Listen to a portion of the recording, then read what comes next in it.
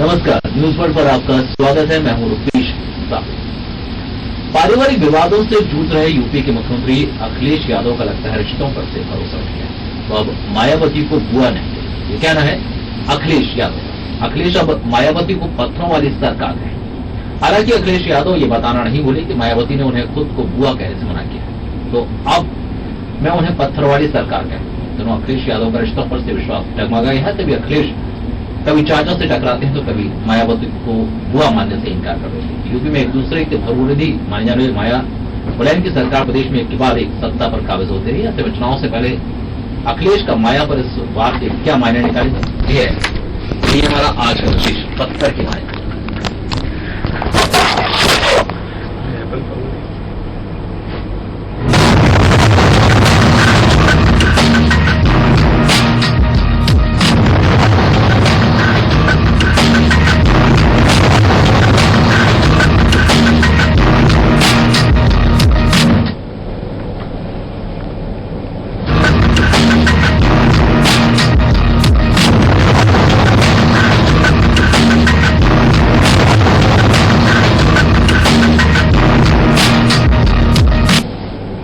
इससे पहले कि हम अपने मेहमानों से चर्चा करें, देखिए हमारी खास रिपोर्ट।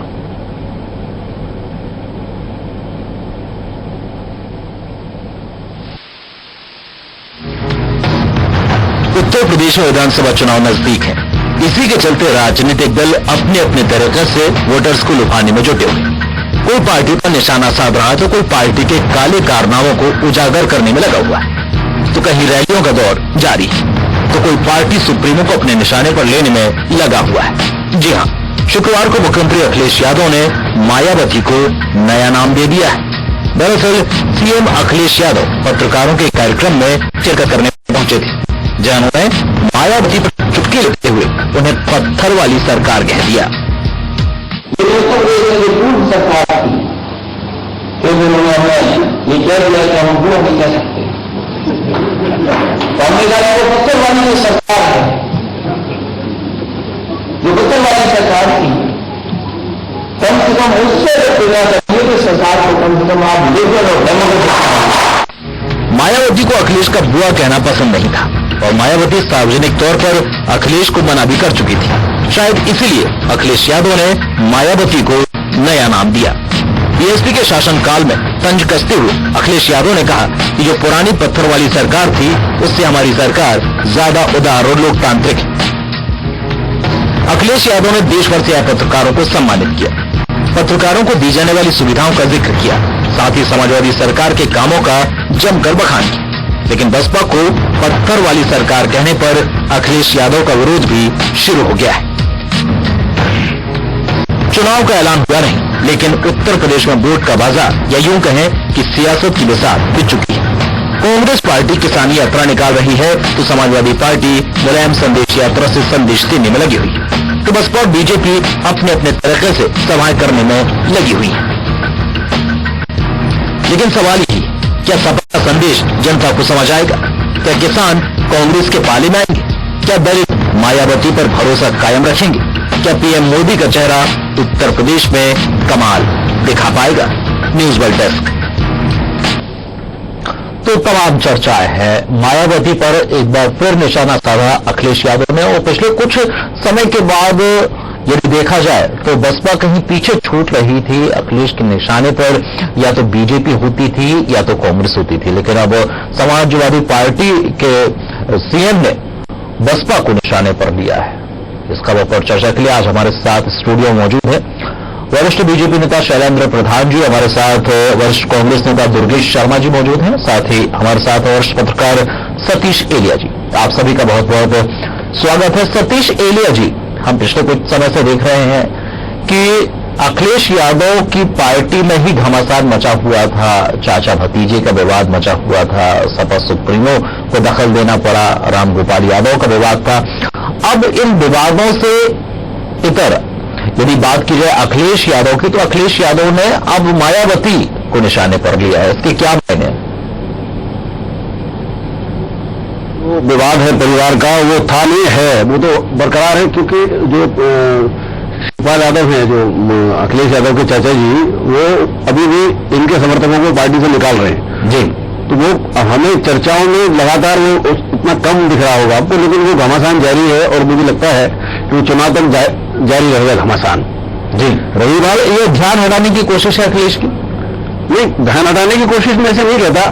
सरकार में है वो, और इसके पहले सरकार बहुजन समाज पार्टी की थी, तो विपक्ष तो है ही उनके लिए वो, और मुकाबला उनका बहुजन समाज पार्टी से ही है। और कांग्रेस को लेकर वो सॉफ्ट दिखे हैं, पिछली कई बार राहुल गांधी को लेकर सॉफ्ट दिखे हैं, तो कहीं ना कहीं एक संभावना आगे की वो बना के रखना चाहते हैं, इसलिए कांग्रेस को लेकर या कांग्रेस के जो उपाध्यक्ष राष्ट्रीय उनको लेकर वो हमलावर नहीं रहते हैं।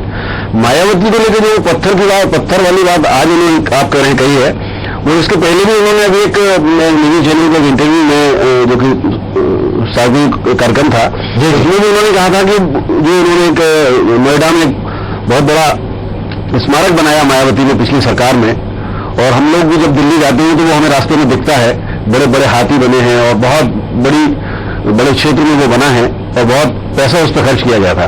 जी। तो उस संदर्भ में मुझे लगता है कि वही बात वो फिर से कह रहे हैं। उस पर बहुजन समाजवादी पार्टी के लोगों ने उस दिन रिएक्शन नहीं किया था, कुल मिला के अब रिएक्शन कर रहे हैं। वो जो बसपा की सरकार में हुआ है, जो विकास कार्य हो गए हैं, पूरा फोकस हाथी पर और पार्टी पर केंद्रित था, उसको ध्यान में दिलाने की कोशिश है लोगों को, निश्चित ही। और ये तो हमें स्वीकार ही करना पड़ेगा कि Akhilesh Yadav as a individual या उनकी जो सरकार है वो यूपी को एक डेवलपमेंट के रास्ते पर ले जाने की कोशिश करती तो वहां दिख रही है। जी। वो कितनी सफल हो पाती है, उनकी पार्टी का अंदरूनी झगड़ा कैसा रहता है, सरकार के लेवल पर कितना कॉम्बिनेशन रहता है, ये देखने वाली बात होगी निश्चित। लेकिन वो विकास के एक एजेंडे को लेकर चलना चाहते हैं अखिलेश यादव, एक विकासवादी अपना चेहरा पेश करना चाहते हैं। वो समाजवादी पार्टी के कैडर में भी, उत्तर प्रदेश के लोगों में भी और विपक्ष के लोगों के सामने भी, जैसा कि बीजेपी भी यही कर रही है, विकास बनाम विकास वह मुद्दा बन जाए, ये बीजेपी भी चाहती है और अखिलेश यादव भी चाहते हैं। चलिए दुर्गेश शर्मा जी से हम जवाब चाहेंगे। दुर्गेश शर्मा जी, क्या आपको लग रहा है कि जिस तरह से अब अखिलेश यादव बसपा को निशाने पर बसपा का जो परंपरागत वोट बैंक है, जो दलित वोट बैंक है, ब्राह्मणों को भी साधने की कोशिश की है मायावती ने, बहन जी ने, तो अब आपको लग रहा है कि अखिलेश यादव उस ट्रैक पर लौट रहे हैं, क्योंकि उनको लग रहा है कि यदि बसपा को उन्होंने आरोप नहीं लगाया, बसपा को उन्होंने खुला छोड़ दिया, तो एक बड़ी मुसीबत बन सकती है, क्योंकि हर 5 साल में यहां सत्ता बदल जाती है। जी रुपेश जी, पिछले 27 वर्षों से जिस तरह उत्तर प्रदेश को बदहाल स्थिति में लाकर रखा है इन्हीं 2-3 पार्टियों ने, आज इसकी, कल उसकी, परसों उसकी, और उसके बावजूद भी प्रदेश के अंदर कोई सही तरीके से जो व्यवस्थित विकास की जो गंगा होनी चाहिए या जो पथ चलना चाहिए वो नहीं चला। अब चाहे ये उनको पत्थर वाली सरकार कहें, चाहे वो उनको खदान की सरकार कहें, चाहे तीसरी जो है जो केंद्र में जिनके पूरे सांसद वहां बैठे हैं, जुमले वालों की सरकार, स्थिति जो तीनों की यही है कि विकास या जनता जी कांग्रेस से कहां चूक हुई? 27 साल से आप सत्ता से बाहर है। यदि दलित वोट की ओर देखा जाए तो कांग्रेस का परंपरागत वोट बैंक रहा है दलित समाज है, लेकिन उत्तर प्रदेश में स्थितियां बदल जाती हैं। मायावती जिस तरह से पूजी जाती हैं दलित बस्तियों में, क्या आपको लग रहा है कि इसमें सेंध लगा पाएगी कांग्रेस? और ये बात अब समाजवादी पार्टी के मुखिया और अखिलेश यादव समझ गए हैं कि कांग्रेस की बस की बात नहीं है दलित वोट बैंक पर सेंध लगाना, इसलिए अखिलेश सीधे निशाना साध रहे हैं मायावती पर। रुपेश जी, उत्तर प्रदेश के अंदर जो जातिगत और जो आधार पर चुनाव पिछले लगातार कई वर्षों से हो रहे हैं, उसके कारण निश्चित ही कांग्रेस वहां की राजनीतिक पटल से काफी हद तक बाहर रही है। उसका कारण है कि कांग्रेस ने ज्यादातर राजनीतिक जातिगत वोटों के आधार पर राजनीति नहीं करी। हाँ, कांग्रेस हमेशा कई समाजों को लेके और देश में एक स्थिर सरकार के रूप में और उचित कार्य करते हुए विकास के, जिसको आज ढिंढोरा बहुत पीटा जाता है, उसको यथार्थ में करती हुई आई थी। और अभी तक का जो इतिहास है, जो हम लोग जी हमारे साथ सभा प्रवक्ता भी फोन लाइन पर मौजूद है, मोहम्मद शाहिद, हम उनसे भी बात करते हैं। मोहम्मद शाहिद जी, बहुत स्वागत है आपका न्यूज वर्ल्ड पर। मोहम्मद शाहिद जी, समाजवादी पार्टी ने अब बसपा पर निशाना साधा, पत्थर वाली सरकार कहा है, इसके क्या मायने हैं, क्या आप बताना चाहते हैं लोगों को?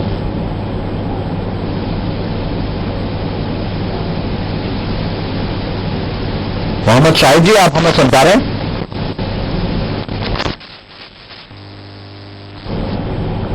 मोहम्मद शाहिद जी, क्या आपको हमारी आवाज मिल रही है?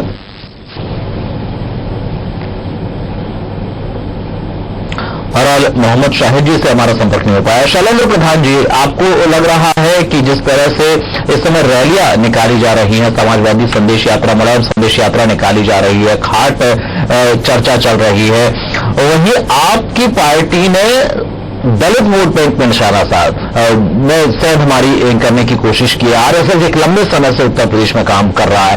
आपको लग रहा है कि अभी भी आप वो काम नहीं कर पाए, क्योंकि अखिलेश का जो वक्तव्य आया है, अखिलेश ने जो निशाना साधा है, वो सीधे तौर पर ये बता रहा है कि किसी तरह से दलित समाज जो है वो अभी भी बसपा की कब्जे। बहरहाल सभा प्रवक्ता भी हमारे साथ जुड़ गए, एक बार उनसे हम रिएक्शन ले लेते हैं, फिर शैलेंद्र प्रधान जी आपसे बात करेंगे।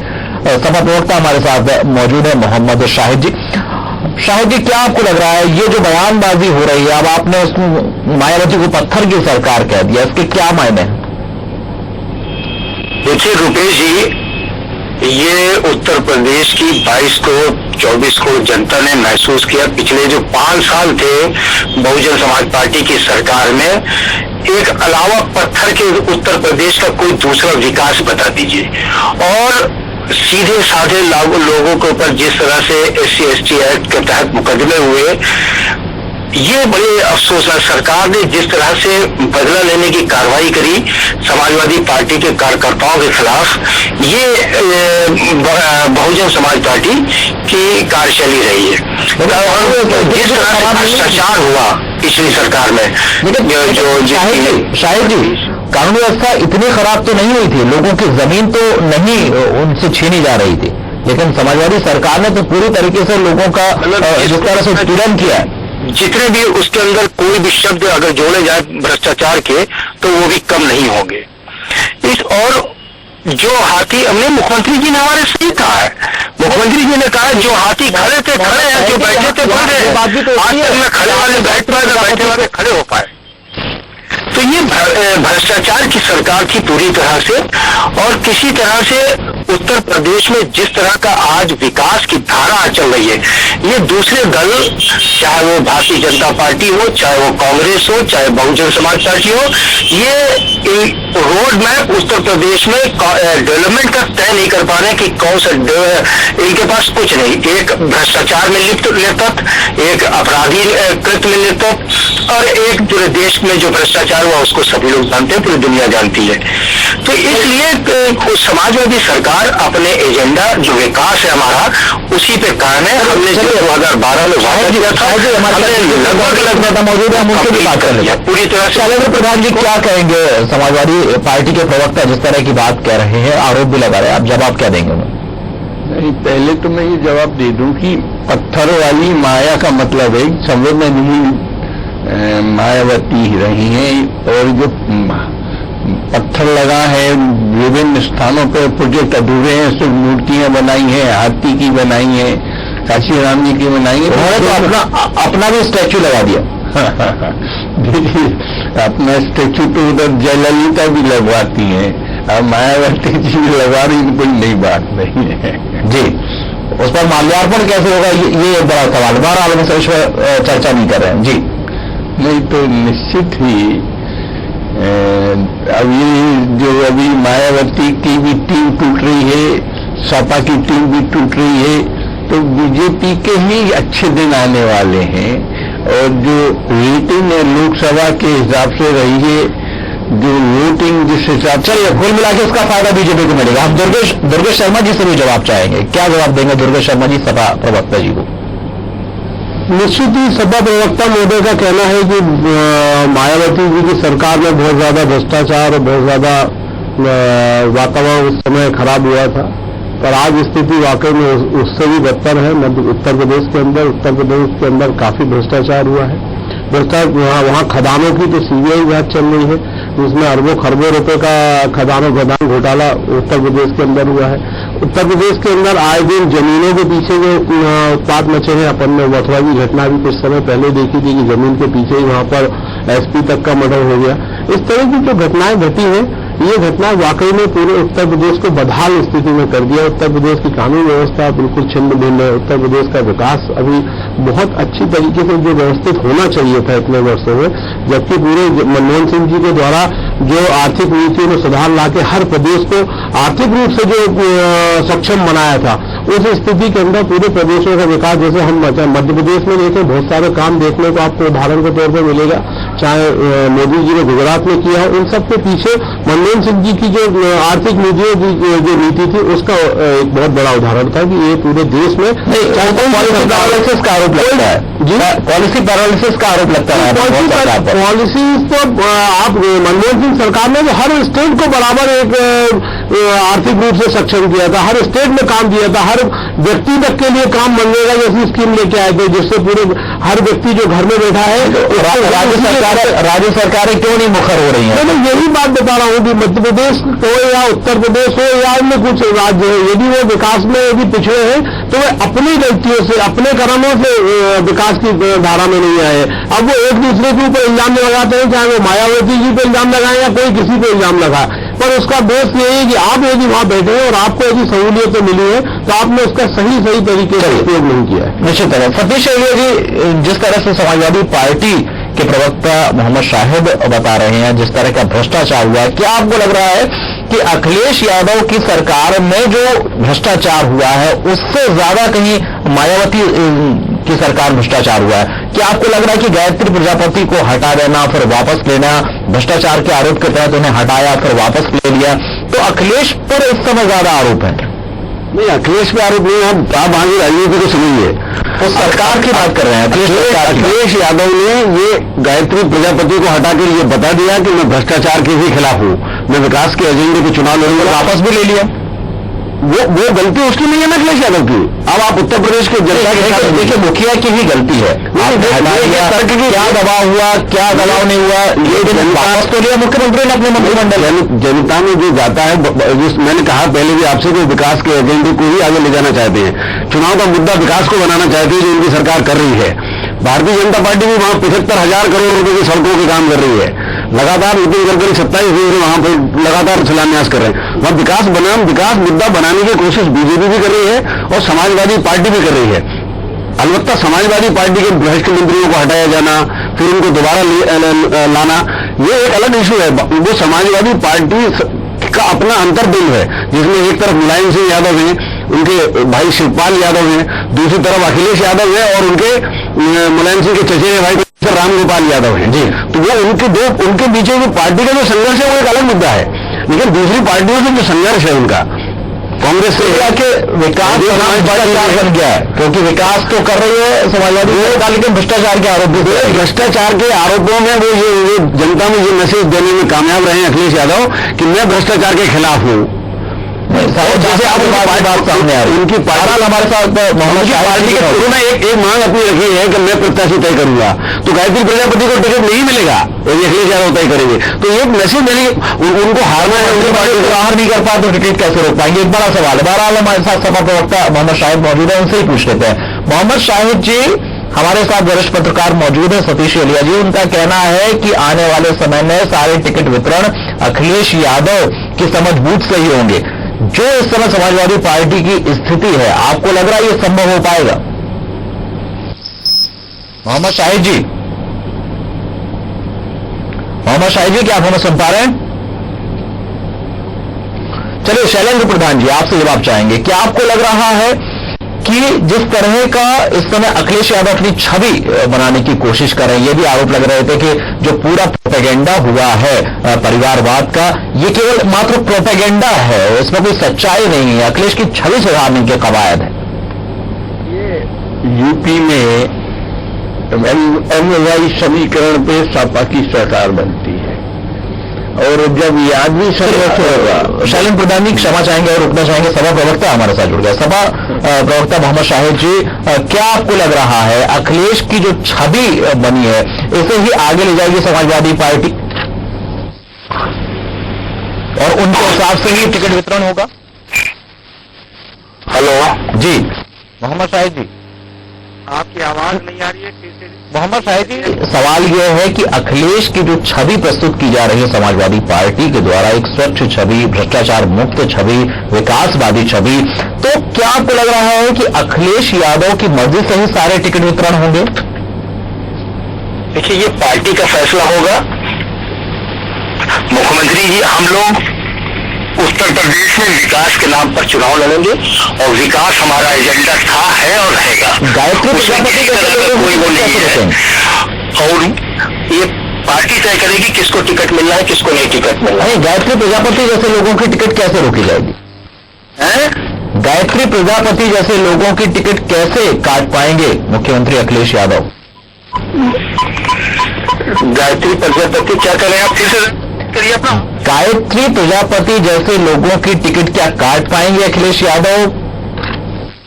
क्या उन्हें टिकट नहीं देंगे आने वाले चुनाव में? क्या तमाम भ्रष्टाचारियों की टिकट काटने का अखिलेश यादव मन बना चुके हैं? क्या वो कर पाएंगे ऐसा? मोहम्मद शाहिद जी, क्या आपको आवाज मिल रही है? चलिए, सतीश एलिया जी, क्या आपको लग रहा है, जैसा कि आपने बताया कि विकासवादी छवि है अखिलेश यादव की, इतना आसान होगा इतने तमाम बड़े नेताओं की, जबकि अमर सिंह को महासचिव बना दिया है, तमाम विरोधाभास है दोनों के बीच? आप घालमेल मत करिए दो चीजों का। एक मुद्दा है समाजवादी पार्टी का अंतर संघर्ष, उनकी 5 साल की सरकार में जो भ्रष्टाचार हुआ है, कई मंत्री बड़े भ्रष्ट मंत्री के तौर पे अखिलेश यादव ने खुद स्वीकार किया और उनको बाहर निकाला। एक उनका अंतर संघर्ष है और एक संघर्ष है सपा से, बहुजन समाज पार्टी से या बीजेपी से। तो बीजेपी से जो संघर्ष है समाजवादी पार्टी का, एंटी इनकम्बेंसी से जो उनकी सरकार के खिलाफ है, वो विकास बनाम विकास एजेंडा बीजेपी से के सामने लाना चाहते हैं। लेकिन बीजेपी तो खुल के बात कह रही है। बीजेपी ने बड़ा मुद्दा बना लिया कि गायत्री प्रजापति को आपने बाहर कर दिया और वापस ले लिया। अमित शाह की जो पिछले दिनों रैली हुई थी, उन्होंने ये मुद्दा बनेगा ही ना, भ्रष्टाचार भी मुद्दा बनेगा। एंटी इनकम्बेंसी एक बहुत बड़ा फैक्टर होता है, न केवल राजनीतिक दलों का, बल्कि जो जनता होती है, मतदाता होता है, वो भी एंटी इनकम्बेंसी रहती है, उसमें कहीं ना कहीं नाराजगी रहती है। जो भ्रष्टाचार होता है या जो गुंडागर्दी होती है राजनीतिक कार्यकर्ताओं की, जो सत्ता में होती है, सत्ताधारी दल के कार्यकर्ताओं की, वो उत्तर प्रदेश में एक चरित्र है उत्तर प्रदेश का, उसके खिलाफ जनता नाराज रहती है, रहेगी वो। लेकिन उससे कहीं मुकाबला करने की कोशिश वो विकास के एजेंडे से करना चाहते हैं, जो कि वो अपने स्तर पर करने की कोशिश कर रहे हैं अखिलेश यादव। और भारतीय जनता पार्टी विकास की बात कर रही है। रही बात बसपा की, तो बसपा को वो मुकाबले से हटाना चाहते हैं और कांग्रेस तो मुकाबले में वहां कहीं दिखती नहीं है। 4थे नंबर पे आज की तारीख में वो है, वो भी कोशिश कर रहे हैं कि हम ऊपर के क्रम पे जाएं। तो सारे दल अपनी अपनी तरह से प्रयास कर रहे हैं। देखना ये होगा कि 2017 में होता क्या है, जनता कैसे। शैलेंद्र प्रधान जी कुछ कह रहे थे। शैलेंद्र प्रधान जी, आप अपनी बात पूरी कर सकते हैं। शैलेंद्र प्रधान जी, देखिए, यह भी संघर्ष खुल के हो रहा है सपा में, और उनके जो यादव वोट हैं उनके भी 4 गुट हो गए हैं। शिवपाल जी अलग बोल रहे हैं, लेकिन आपके ब्राह्मण वोट बैंक पर भी तो सेंध लगा रहे हैं। अब चूंकि शीला दीक्षित कांग्रेस के उम्मीदवार हैं और वो ब्राह्मण वोट को सेंधमारी करने के लिए प्रोजेक्ट किया है, प्रशांत किशोर वहां मौजूद है। आपको लग रहा है कि आप ब्राह्मण वोट बैंक, जो बड़ा वोट बैंक है बीजेपी का, उसे बचा पाएंगे? नहीं, देखिए वो क्या कहते हैं ना, वो पुरानी गाड़ियां नई गाड़ियों के साथ दौड़ रही हैं। अब लेकिन आपकी तो गाड़ी का ही पता नहीं है शैलेंद्र प्रधान जी, आप किस गाड़ी पर सवार होंगे आपका तय नहीं है। आप एम्बेसडर लाएंगे या फिर मर्सिडीज पे चलेंगे? नहीं, हमारे यहाँ तो गाड़ी का ड्राइवर को पता है नहीं, बूथ की टीम बनाते हैं हम। ये नेताओं को प्रोजेक्ट नहीं करते, हर बूथ पे कार्यकर्ता मुस्तैद हो जाए, उस काम में लगी है बीजेपी। वो इसलिए नहीं लगी कि किसको मुख्यमंत्री की कुर्सी पे बैठाना है, जिसको भारतीय जनता पार्टी के नेता। देखिए, उत्तर प्रदेश की राजनीति में सबसे बड़ा फैक्टर सब मानते हैं कि जातिवादी राजनीति है। जब आपका चेहरा तय नहीं है, ब्राह्मण वोटर्स को साधने की कोशिश में है, कांग्रेस बसपा का अपना वोट बैंक है, उसमें सेंधमारी कोई कर नहीं सकता है, मुस्लिम और यादव वोटर्स निश्चित तौर पर समाजवादी पार्टी के साथ होंगे, तो बीजेपी के खाते में क्या जाएगा? देखिए, ये जो आपने 3-4 जातें अलग करी हैं, बाकी जातें सब बीजेपी के खाते में जाएंगी। नहीं, दलित का एक बड़ा वोट बैंक है। रुपेश जी, पहले तो मैं एक बात कर दूं कि आप जो बात कह रहे हैं कि शीला दीक्षित जी ब्राह्मण वोटों के लिए, निश्चित चूंकि ब्राह्मण है वो इसलिए उसको ब्राह्मण वोट पे रखा जाता है, आप उसको रख रहे हैं उस बात को। पर कांग्रेस ने शीला दीक्षित जी को ब्राह्मण वोट से ज्यादा उनके विकास की जो उनकी गति उन्होंने दिल्ली में चलाई थी, निश्चित वो एक हमारा सबसे बड़ा आधार है कि हम इस तरीके के काम करने वालों को आगे बढ़ा के लाते हैं।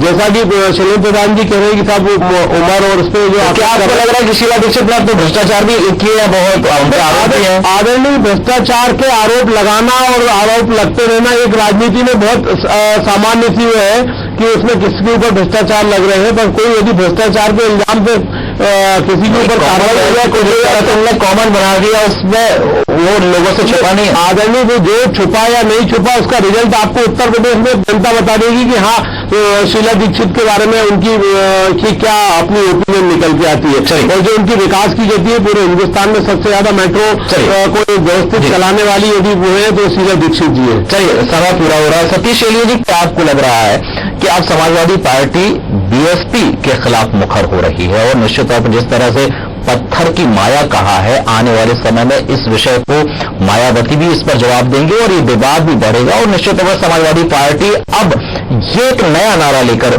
चुनाव में उतरेगी। इसका कितना फायदा मिलेगा और बीएसपी को कितना नुकसान हो गया, बीएसपी को कितना फायदा मिलेगा? नहीं, इस तरह की जो बात हम स्टूडियो में बैठ के हम जो करते हैं ना, कितना नुकसान हो जाएगा, कितना फायदा हो जाएगा, ये बहुत मतलब प्रासंगिक नहीं है मेरे हिसाब से, क्योंकि अभी 2017 में चुनाव होने हैं और वहां चतुष्कोणीय पंचकोणीय किस तरह के समीकरण बनेंगे, कम से कम 4 पार्टियां तो वहां हैं अभी और 5वां कोई एंगल निकल आएगा कह नहीं सकते हैं। तो अभी से ये कहना कि एक बयान से अखिलेश यादव के मायावती के एक बयान से कोई घेरना कर दिया, वो तो घेरेंगे ही ना, विपक्ष में है तो घेरेंगे ही, चुनाव तक अभी तो और बहुत सारी चीजें सामने आने वाली हैं। तो हम इससे कोई निष्कर्ष इस पर नहीं जा सकते हैं कि किसने गेन कर लिया एक बयान से या क्या हो गया है।